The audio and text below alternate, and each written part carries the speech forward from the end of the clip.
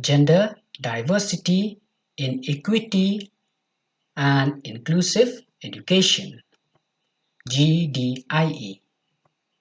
Unit 1 Gender and Schooling. What is a school?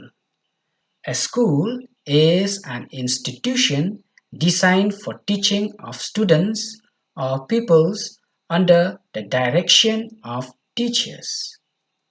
Most countries have formal education system. In this system, students progress through a series of school levels, which include elementary school for young children, secondary school for teenagers, and higher education for grown-up and adults. Students in some countries may also attend schools before primary education. These schools are known as kindergarten or preschool, which provide some schooling to very young children from the ages 3 to 5 years. Purpose of schools. The main purpose of school in the early year of schooling is to develop basic interpersonal communication and literacy skills, which lays a foundation for more complex skills. Later, education usually turns towards gaining the knowledge and skills needed to create value and establish a livelihood. In ancient India, schools were in the forms of gurukuls, which are the traditional Hindu residential schools of learning, usually a teacher's house. During the Mughal rule in India, madrasas were introduced in India to educate the children of Muslim parents. Under the British rule in India, Christian missionaries from England, USA, and other countries established missionary and boarding schools throughout the country. These schools mark the beginning of modern schooling in India, and the syllabus they followed became the benchmark for schools in modern India. Schools in India range from school with large campuses and with thousands of students and hefty fees to school where children are taught under a tree with a small or no campus and are totally free of cost. Formal education. Usually, formal education takes place in a school environment with classrooms of multiple students learning together under the guidance of trained teachers. Most school systems are designed around a set of values or ideas that govern all educational choices in that system. Such choices include curriculum, physical classroom, student-teacher interactions, educational activities, and more. Preschool. Preschools, also known as kindergartens, provide education from ages approximately 3 to 5. Primary.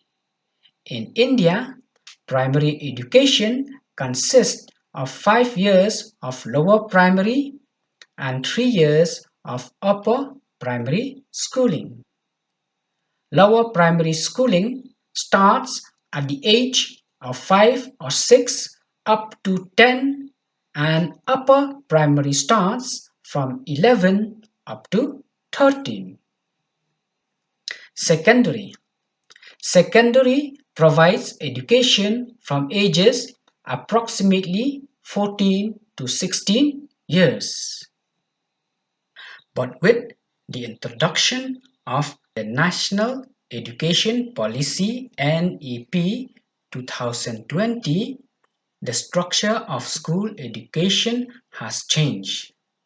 In the new policy, the curricula is replaced by 5 plus 3 plus 3 plus 4 structure corresponding to ages 3 to 8, 8 to 11, 11 to 14, 14 to 18 years respectively.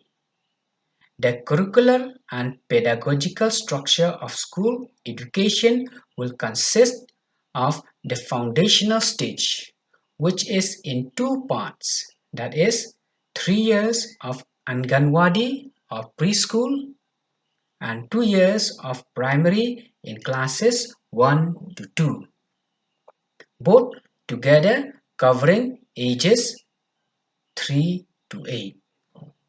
The preparatory stage from classes 3 to 5 and covering the ages 8 to 11. The middle stage from classes 6 to 8 covering the ages 11 to 14. And the secondary stage from classes 9 to 12 covering the ages 14 to 18. Tertiary or higher education. Higher education, also called tertiary, is the non-compulsory educational level that follows after the completion of secondary school. Colleges and universities mainly provide tertiary education. Vocational education. Vocational education is a form of education focused on direct and practical training for a specific trade or craft such as carpentry, agriculture, and so on. Special education. In the past, those who were disabled were often not eligible for public education. Children with disabilities were repeatedly denied education. There are some people who set the foundation for special education as it is today. They focus on individualized instruction and functional skills. In its early years, special education was only provided to people with severe disabilities, but more recently it has been opened to anyone who experience difficulties in learning. Informal education. Informal learning occurs in a variety of places, such as at home, workplace, and through daily interactions and shared relationships among members of society. Informal learning for young people is an ongoing process that also occurs in a variety of places, such as out of school time, in youth programs at community centers, and so on. Informal learning usually takes place outside educational establishments and does not follow a specific curriculum. Thank you.